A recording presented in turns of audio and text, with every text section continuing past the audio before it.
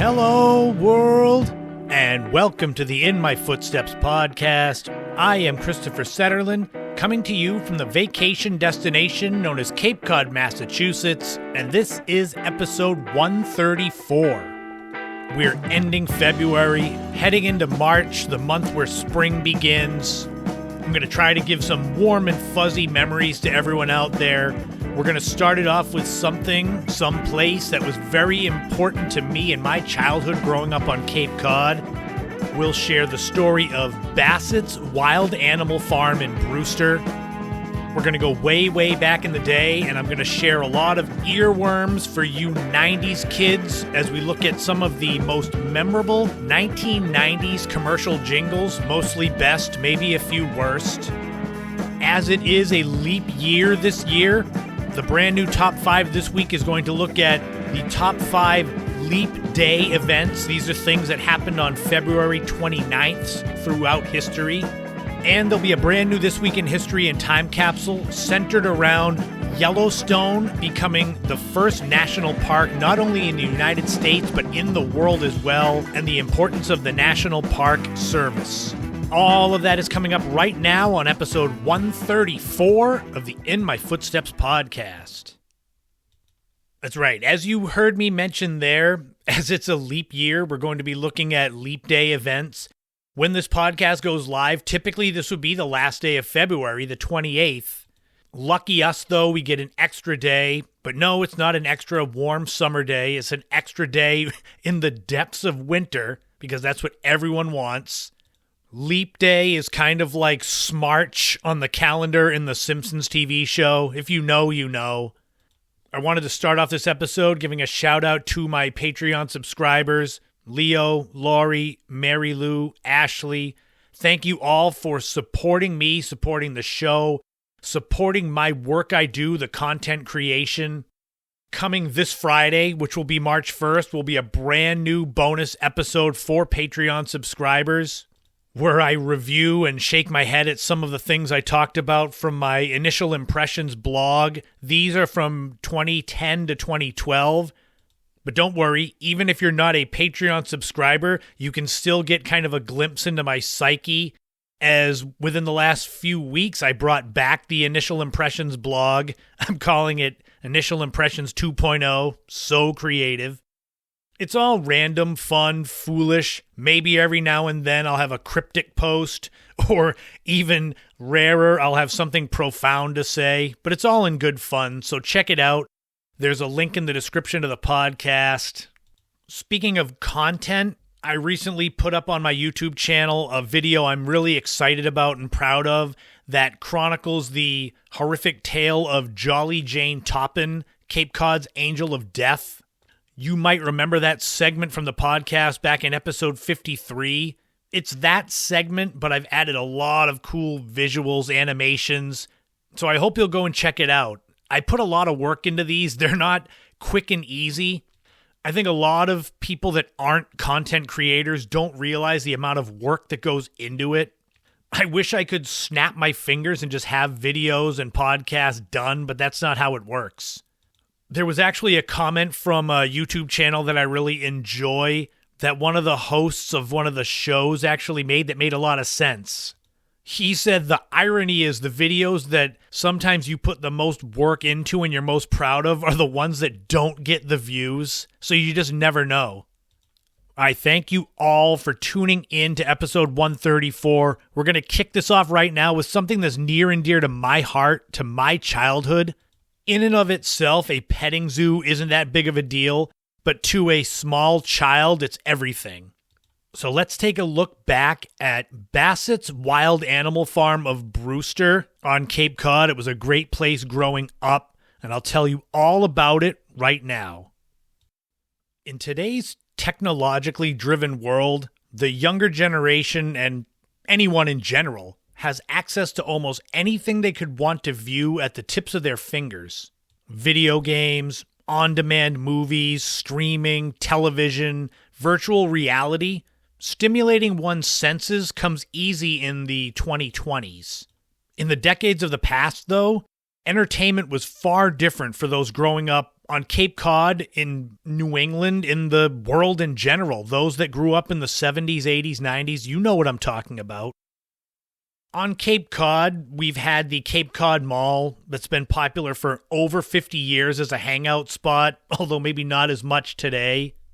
The Cape Cod Baseball League, for a century, has consistently provided family-friendly fun, and there's miniature golf, there was bowling, and more have been go-tos for kids and families. However, once upon a time, there was another outlet for family entertainment located in a rural, wooded area near Route 6A in the town of Brewster. It was where kids could see creatures both familiar and new to them, many in a hands-on way. This was not a zoo per se, it was an animal farm. It was Bassett's Wild Animal Farm. The idea of the wild animal farm, similar in theory to a petting zoo on Cape Cod, was the brainchild of Harry Bud Bassett. Bassett was born and raised in the town of Brewster, a part of the Brewster-Bassett family lineage. From an early age, he was a lover of animals and the environment. After fighting in World War II and working in the private sector as part of Cape and Vineyard Electric Company until he was in his early 30s, Bassett decided to act on his love of animals, as well as his large tract of land on Tubman Road in Brewster. In 1959, Bud, along with his wife Olivia, began dreaming up an animal farm after Olivia gave him a pair of deer as a birthday present. Bassett purchased more land to the south of his farm to accommodate more animals. He would end up including creatures familiar to Cape Codders, like rabbits, raccoons, Canadian geese, skunks, and more. And that's all well and good, but the true appeal of this endeavor was those animals not native to Cape Cod. Bassett would purchase those creatures from reputable dealers at game farms in the South. He would prove his love of animals by selling those that did not naturally hibernate during the winter to southern farms in the fall, and then purchasing the animals again in the spring. Initially known as Bassett's Game Farm, it would have its grand opening on May 2nd, 1959. It cost 50 cents for adults and 30 cents for children to enjoy the sights of the familiar and unfamiliar animals nestled in the peaceful pine forest.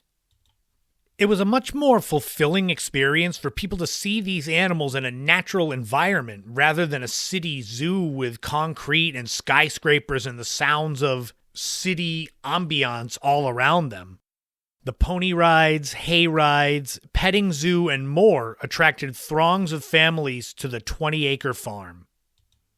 The venture was an overwhelming success, and by 1962, there were more than 50 species of animals at the now called Bassett's Wild Animal Farm.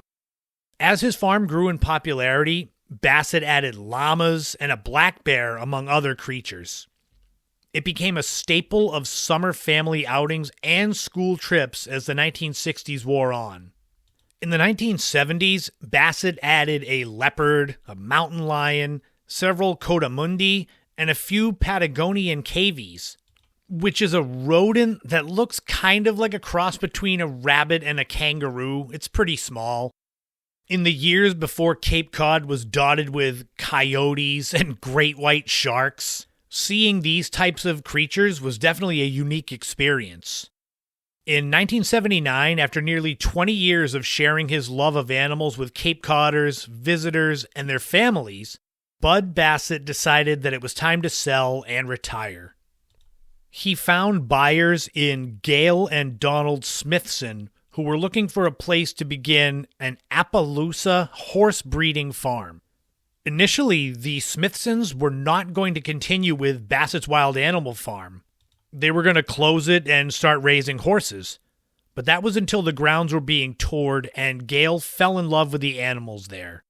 So she kept the attraction going, simply adding her Appaloosa horses to the mix. After selling the farm, the Bassetts moved from Brewster up to Maryville, Maine. Gail Smithson did not take the legacy of Bassett's Wild Animal Farm lightly. During her first few years, she did extensive repairs and renovations, trying to make the farm as impressive to those perhaps seeing it for the first time. She improved the cages some of the animals were kept in and added Indian zebus, another mountain lion, and an African lion for visitors to gaze upon. Smithson also integrated her horses into the farm as part of the pony rides and hay rides. In 1994, a Bengal tiger cub named Okemo was brought in to be part of the popular attraction. Although Bassett's Wild Animal Farm continued to be widely patronized by families and school field trips, an incident involving that Bengal tiger would spell the end of the line. In May of 2000, a 14-year-old employee at the farm was bitten by the tiger on her right calf after entering the cage to feed the 500-pound animal, not knowing the trap door was open. Concerns from the federal licensing agency, which oversaw all animal parks, were twofold. First, whether the animal was rabid, and second, whether the girl had the appropriate paperwork to even be employed there.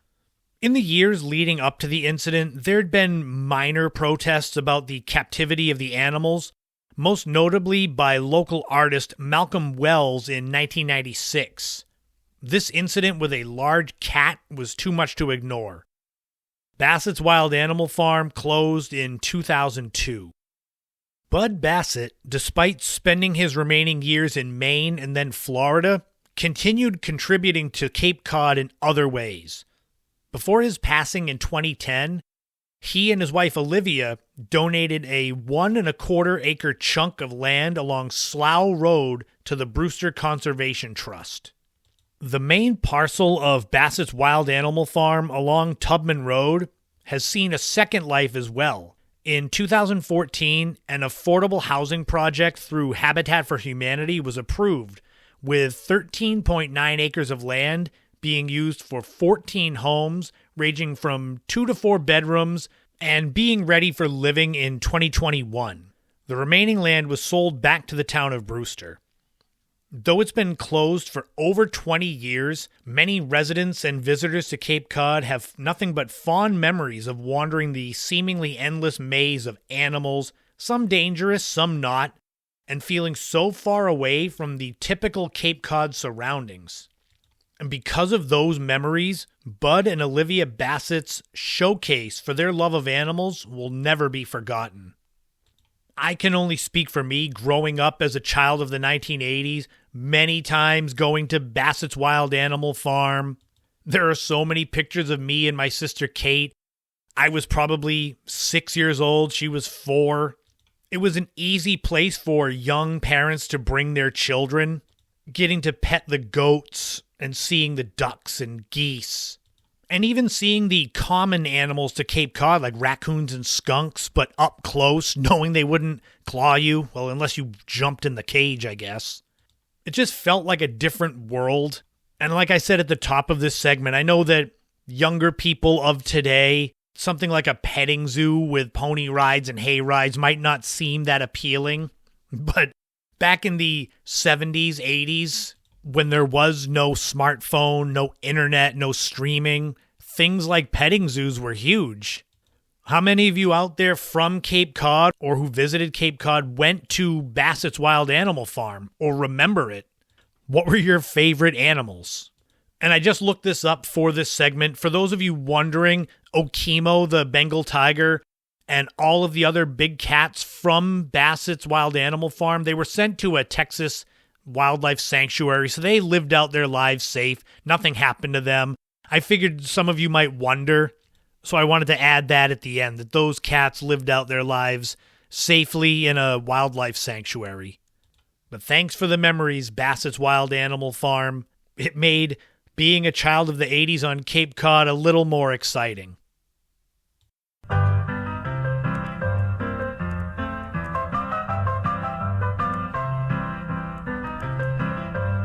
This week in history, we are going back 152 years ago to March 1st, 1872, and Yellowstone becoming the first national park not only in the United States, but the world. Nestled predominantly in the state of Wyoming, with small portions spilling over into Montana and Idaho, Yellowstone encompasses a vast and diverse landscape of geothermal wonders, towering mountains, lush forests, and abundant wildlife. Beyond its stunning natural beauty, Yellowstone holds a far greater significance, as it symbolizes a collective commitment to preserving and safeguarding the natural world, conservation. The journey to establishing Yellowstone as a national park was not easy. Prior to its designation, there was no precedent for preserving large tracts of land solely for the enjoyment and the benefit of the public. The idea of conservation as we know it today was in its infancy.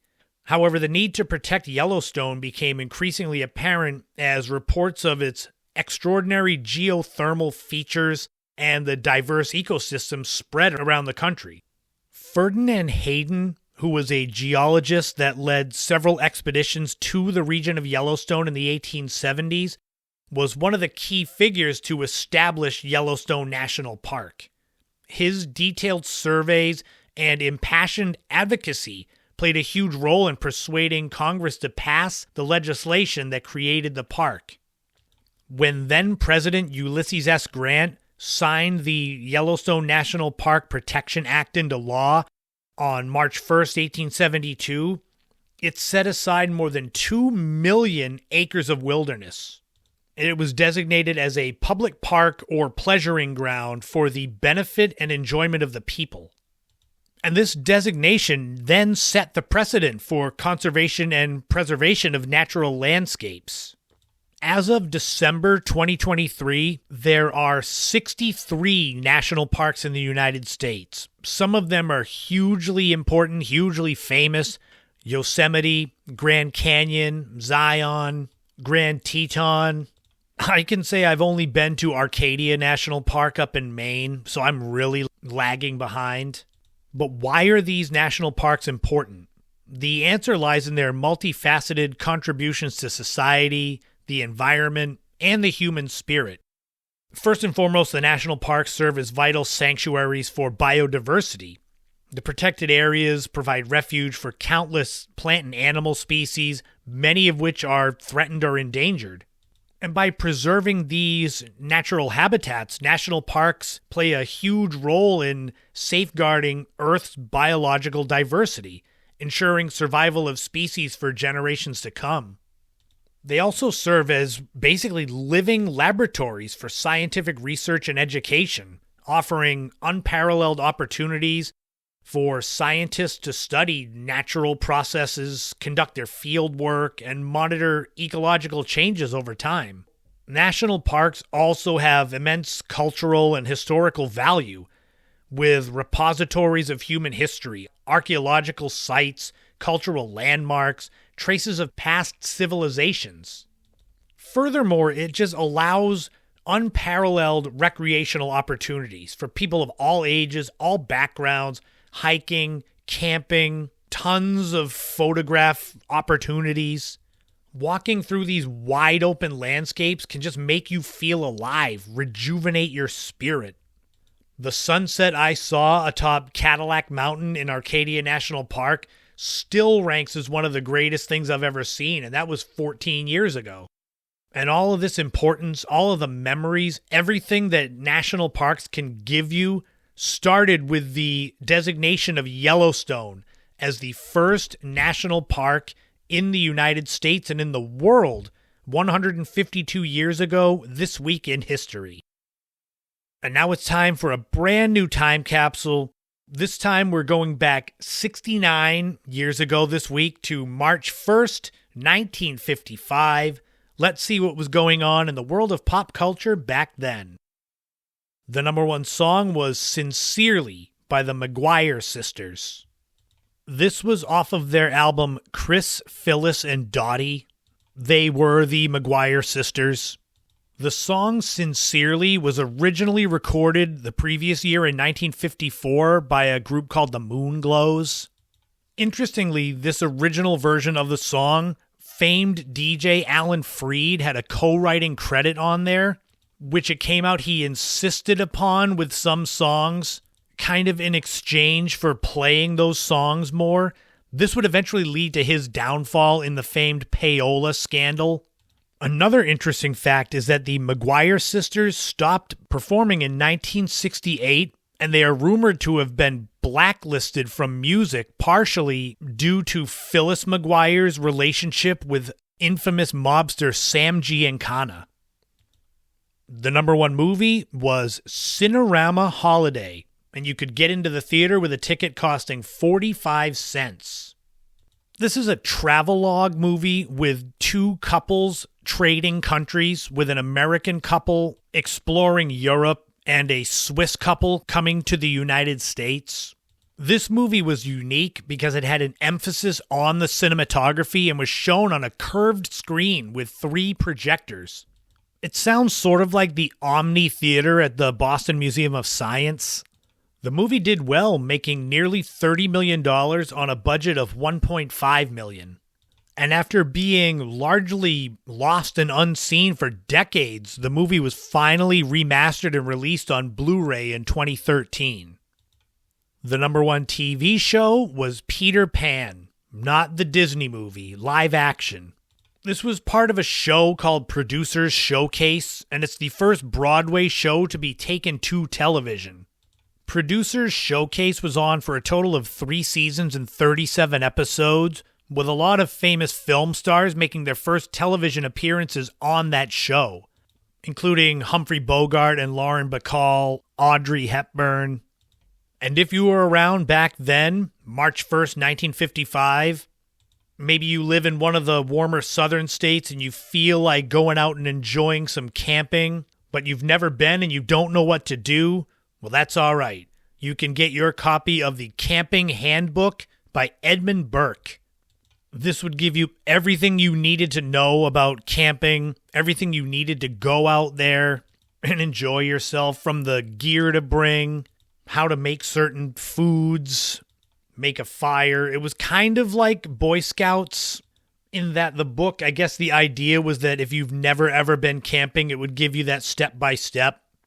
Interestingly, this book is in the public domain now, so I guess you can go and get it anywhere, a PDF. I'm going to go look for it and see. But that wraps up another This Week in History, another time capsule.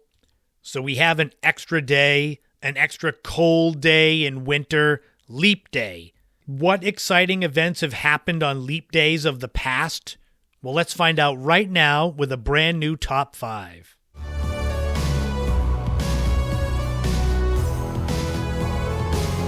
Happens once every 4 years. Leap Day, the extra day, February the 29th. This week's Top 5, we're going to look at the top 5 Leap Day events. There were definitely some interesting and unique things that have happened on leap days of the past. But what exactly is Leap Day and why do we have it? Almanac.com describes Leap Day as the extra day every 4 years to realign our calendar, and therefore realign the seasons. Without leap days, the calendars would be off 5 hours, 48 minutes, and 45 seconds every year. That means after 100 years, the seasons would be off by 25 days, meaning that spring would start sometime in the middle of April instead of the third week of March. There's a bit of the history of Leap Day and the why we have it. As with most of these top 5 lists, there are some honorable mentions. So, honorable mentions for Leap Day events include Buddy Holly's legendary glasses being found 21 years after he died in a plane crash. And this was in 1980. They had been stuffed in an envelope in the sheriff's office of Cerro Gordo, Iowa in 1959 after the famous Day the Music Died plane crash. Also honorable mention, in 1940, actress Hattie McDaniel became the first African American to win an Academy Award. This was a supporting actress award for her character Mammy in Gone with the Wind. In 1960, the Family Circus comic strip debuted. It was created by cartoonist Bill Keane and is still to this day the most widely syndicated comic strip in the world, appearing in more than 1,500 newspapers. And lastly, on the honorable mentions, in 1972, Hank Aaron becomes the highest paid Major League Baseball player. His salary was $200,000. When adjusted for inflation to 2024, that is $1.475 million. According to the most recent data from Forbes magazine, which was 2021, the average Major League Baseball player makes $4.17 million. So those are the honorable mentions. Let's get into the actual top 5, starting with number 1, going back as far as I've ever gone in history to 45 BC, and Julius Caesar proclaiming the very first leap day. Caesar was trying to create a 365-day calendar, but that's when he noticed that the average Earth orbit around the sun is 365 days and 6 hours. To remedy this, Caesar, along with an astronomer named Sosigenes, decided to add an extra day to the calendar every 4 years. The funny thing is that their calculations were actually off. So rather than the calendar catching up to the Earth's orbit, it actually was speeding ahead. So by the 16th century, the calendar was as much as 10 days ahead of where it should be. The advent of the Gregorian calendar in 1582 kind of set things to where we are today. Although even with that, the calculations still aren't perfect. But at least with this, the calendar will only be off about 1 day every 3,030 years, so not a big deal. Number 2, in 1692, the first warrants in the Salem witch trials are issued. Most people know what the Salem witch trials are or were. Numerous people, mostly women, were accused of witchcraft, with most of them just going on trial and being executed. On this date, 3 women, Sarah Good, Sarah Osborne, and a woman named Tituba, were the first 3 to have warrants for their arrests issued. Sarah Good was eventually hanged for refusing to confess. Sarah Osborne died in prison 1 year later, and Tituba, who was a slave, was eventually released from prison. Number 3, in 1776, the British transport ship, the Friendship, wrecks off of Cape Cod. This ship was bound from Boston to New York and wrecked off of North Truro near where present-day Highland Lighthouse would be. This was the second year of the American Revolution, and the wrecked ship actually gave needed supplies to the colonists. But the funny part is they had to get these supplies from the local Cape Codders that had started to ransack the ship. Number 4, in 1924, the former head of the Veterans Bureau in Washington, D.C., Charles Forbes, is indicted for defrauding the government of $250 million. This one I had to include because when you take that $250 million and adjust it for inflation to 2024, it's $4.4 billion he defrauded the government out of.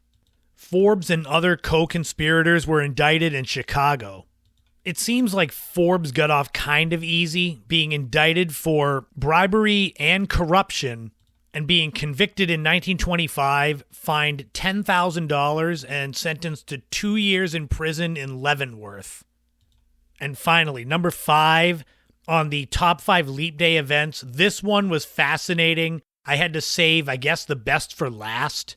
Starting in 1960, where the Henriksen siblings, all 3 of them were all born on leap days, and they weren't triplets. It started with Heidi Henriksen in 1960. Her brother Olav was born 4 years later in 1964. And finally, her brother Leif Martin was born leap day 1968. 3 siblings all born on February 29th. And interestingly, they held that record until 2012 when the Estes family from Utah tied them. Javier Estes was born February 29th, 2004. Remington was born in 2008. And finally, Jade, born in 2012, all on Leap Day. The timing on that is just incredible. To think about that. Every 4 years is a Leap Day, and you just happen to have a child on that day. That wraps up the top 5 Leap Day events. Now we're going to dive into so much nostalgia and earworm commercials as we go way back in the day and look at memorable 1990s commercial jingles with a lot of clips for your pleasure coming up right now.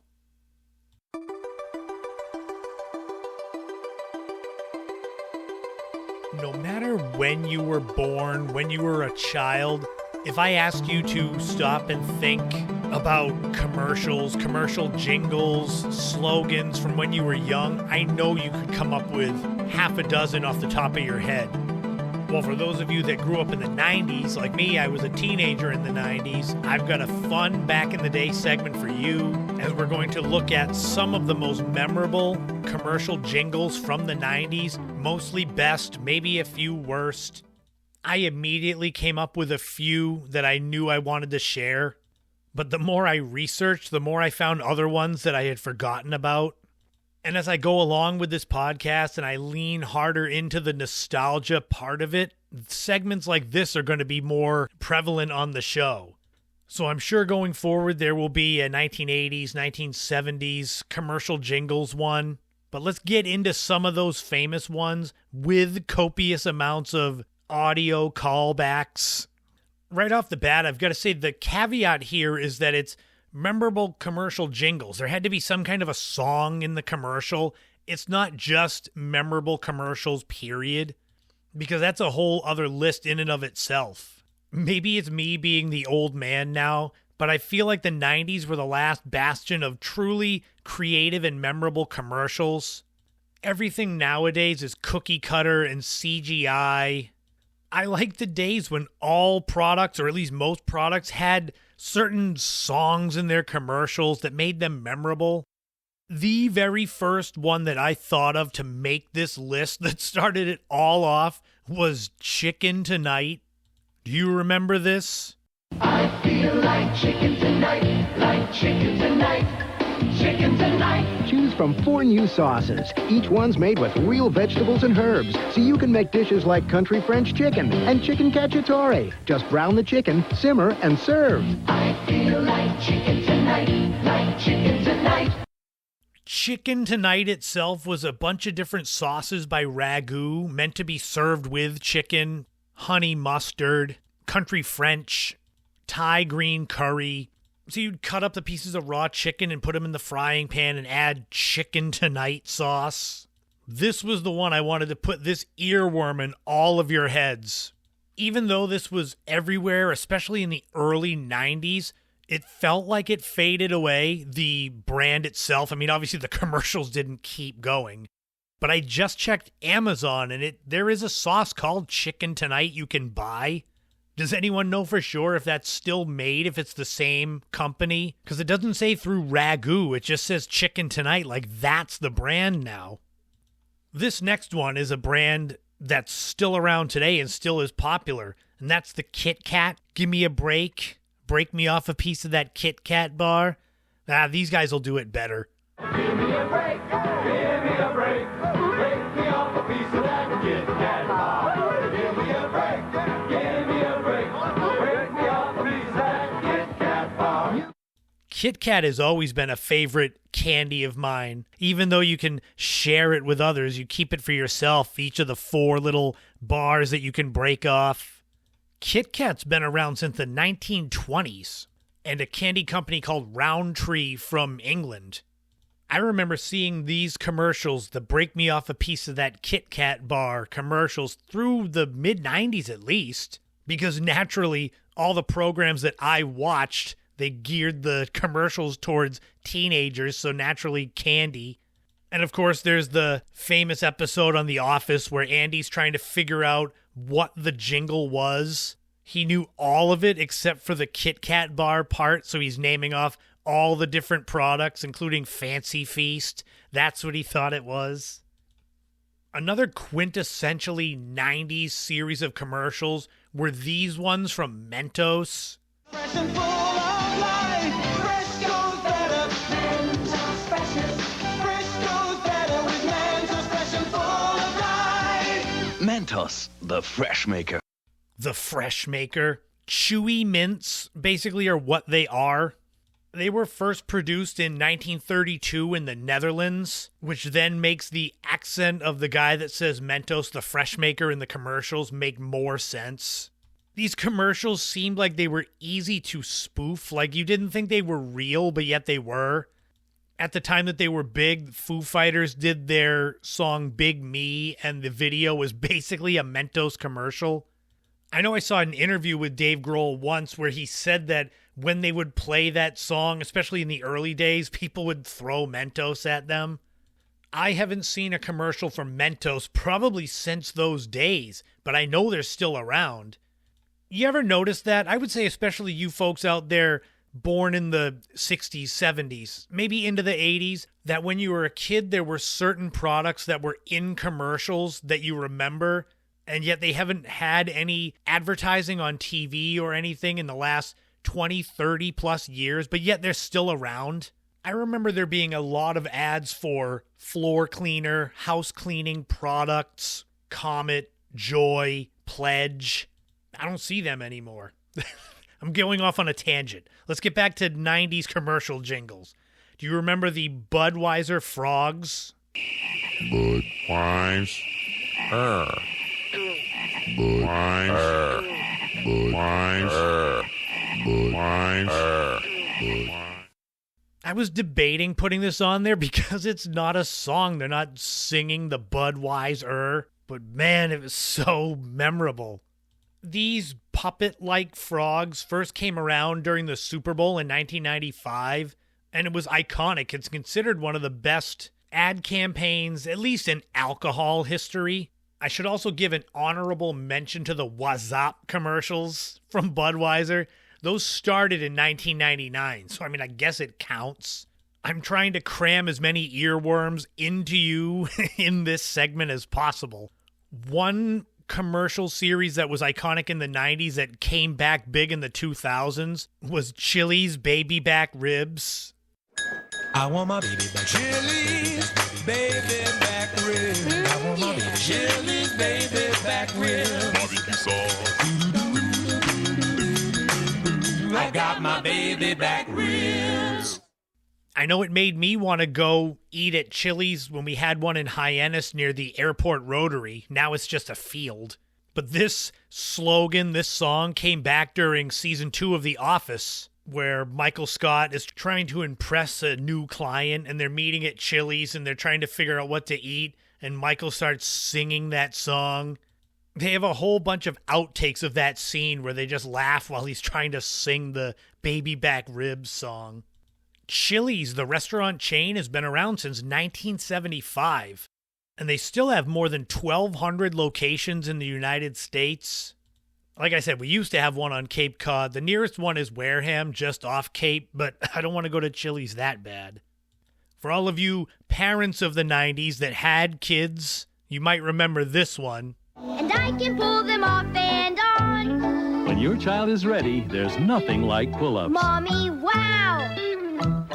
I'm a big kid now. Huggies, I'm a big kid now. These were mainly for their pull-ups that were part diaper, part underwear. I remember when I was a kid, the commercials for diapers like Huggies or Pampers, it was always really soft-spoken and like the soft flute music with it. Do they even have diaper or pamper commercials out anymore? Or has it just been a product so long that parents just know to get them? They don't need an advertisement to tell them. So the next one I'm going to share is a product that I loved when I was growing up. The commercial, I'm not sure if I really enjoyed it. And that's the Bagel Bites commercial here. Pizza in the evening, pizza at supper time. When pizza's on a bagel, you can eat pizza anytime. Pizza Bagel Bites. Bite-sized pizzas on wholesome little bagels. Pizza during prime time, anytime's the right time. Pizza going down is so fine. So fine, so... It's memorable, but it's loud and annoying. But this commercial is also from the later 90s, so I was in college, so maybe my tastes had changed. Not enough to not eat bagel bites, but just what I enjoyed in commercials, if that's a thing. Those of you that grew up back then, what would you prefer, bagel bites or pizza rolls? There's a question for the ages right there. Me, it's going to be pizza rolls all day long, whether it was Geno's or then Tostinos. Heat them in the microwave and then pop the first one in, and it was like eating molten lava, just burn the hell out of your mouth. And again, like I was saying, bagel bites, they're still around. When was the last time you saw a bagel bites commercial?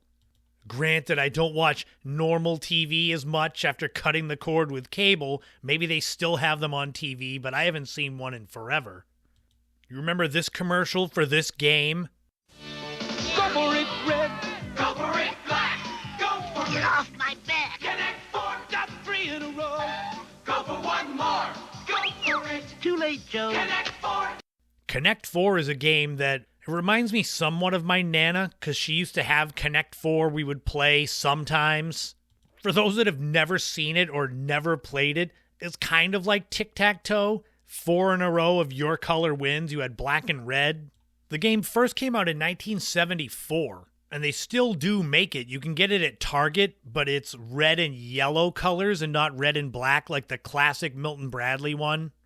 Speaking of games with memorable commercials, what about Mr. Bucket? I'm Mr. Bucket. Toss your balls on my top. I'm Mr. Bucket. Out of my mouth they won't pop. I'm Mr. Bucket. We're all gonna run. I'm Mr. Bucket. Buckets of fun. It's basically a motorized bucket that goes around, and you've got to throw the different colored balls up into his head, and he spits them out of his mouth. For as funny as the commercial is, the product was actually seen as something that could help people with hand-eye coordination for those with sensory issues. So the game did have a use beyond just throwing balls in the bucket. Speaking of game commercials, this one's not as good. Does anyone remember the Perfection song? Put the pieces into the slot, make the right selection. But be quick, you're racing the clock. Goes perfection. I don't know, this one falls under that category of it's not bad, it's just loud and annoying. And the game was fun, but I'll leave that up to you. Or the baby bottle pop. I have no memories of this, and then when I researched and found this commercial, it had to go in my least favorites. Baby bottle pop. It's a baby bottle pop. Just lick the pop, dip it and shake it. And lick it again. It's a baby bottle pop. Baby bottle pop. Does anyone out there who grew up in that time remember when the Gap had their commercials that was teenagers, I guess, or tweens singing older songs, including this one, Mellow Yellow, which was from the 60s? I'm just mad about saffron. She's just mad about me. They call me Mellow Yellow. I don't know, I found these annoying. Maybe I'm just in the minority there. One that's more upbeat is the Clorox commercials. Mama's Got the Magic of Clorox, or Clorox 2, the sequel. Mama keeps yellow dandy like dandelion. Mama keeps white bright like the sunshine. Mama keeps blue twinkling like her eyes do. Mama's got the magic of Clorox too. I always remember those just being upbeat and happy, making you feel good about getting your clothes washed. And last but not least, the commercials that introduced me to the legend that was Ray Charles, and that was his Diet Pepsi commercials. Diet Pepsi, You got the right one, baby. Diet Pepsi. It didn't make me want to drink Diet Pepsi, but it definitely made me curious about who this guy was that was singing. That was a lot of commercials, a lot of jingles I just shared with you there. If you enjoyed this segment, I'll definitely do 80s, 70s. I'm pretty good at researching these types of things, nostalgia things, old commercials, etc. The nostalgia is strong in me, and I hope you enjoyed me sharing some of it with you here. But that'll wrap up episode 134 of the In My Footsteps podcast. Thank you to everyone for tuning in. Those of you who share, who give ratings and review on Apple, Spotify, wherever you listen to. Thank you to all of you who check out my YouTube channel with all the videos. I've got well over 350 videos on YouTube, a lot of old travel videos, a lot of podcast segments. And like I said, now with the help of Canva Pro, Bing AI, these things I'm learning to try to make my videos better and more visually appealing, I'm really excited and proud of the work I'm putting in. Because these videos, like I said at the top of the show, they're not just snap your finger and they're done. They take hours, especially if you want to do them right. My main thing, though, is this podcast. Next week will be in the month of March with episode 135. I'm sure I'll find some sort of fun nostalgia topics to give you that comfort food for the soul as we get closer to spring. Find me all over social media, Instagram, Threads, X. Subscribe on YouTube. I'm close to the threshold where I can monetize that channel. I've only had the channel for 15 years. Go check out my blog. It's got the Initial Impressions 2.0. I've now lumped into my In My Footsteps podcast blog. Random is the easiest way to describe initial impressions. If you're interested in any of my 9 books, visit my website, ChristopherSetterland.com. If you're more specifically interested in my Searching for the Lady of the Dunes book, visit theladyofthedunes.com, which is the website I built with my own 2 hands.